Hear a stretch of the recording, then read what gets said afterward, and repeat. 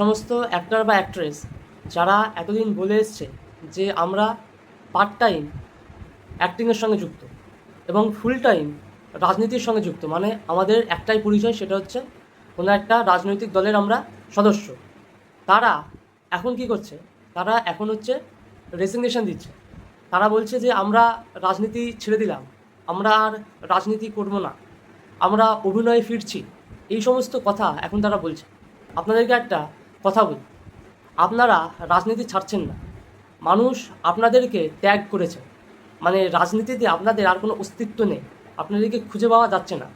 মানুষ আপনাদের পশ্চাতে পদাঘাত করে আপনাদেরকে রাজনীতির ময়দান থেকে বের করে দিয়েছে, তারা আপনাদেরকে ছুঁড়ে ফেলে দিয়েছে। সেই কারণে আপনাদের এখন আর কোনো জায়গা নেই। সেই কারণে আপনারা আবার আপনাদের স্বমহিমায়, মানে আপনারা যেটা করে এত পরিচিত হয়েছেন, মানুষ আপনাদেরকে ভালোবেসেছে, সেখানে আবার ফিরতে চলেছে। আপনাদের ওই 3 বছর 4 বছর পরে একটা করে সিনেমা বেরোয়, সেই সিনেমা চলেও না, মানুষ দেখেও না, ঠিক আছে?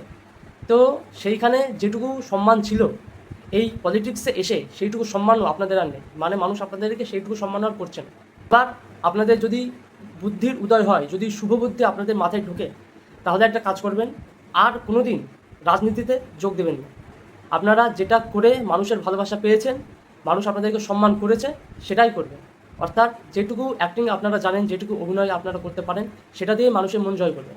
আর বলবেন না যে আপনারা রাজনীতি থেকে পদত্যাগ করছেন, আপনারা রাজনীতি ছেড়ে দিলেন, এটা বলবেন না। মানুষ আপনাদেরকে রাজনীতি থেকে বের করে দিয়েছে, আপনারা স্বইচ্ছায় রাজনীতি থেকে অবসর নেন। জয় হিন্দ।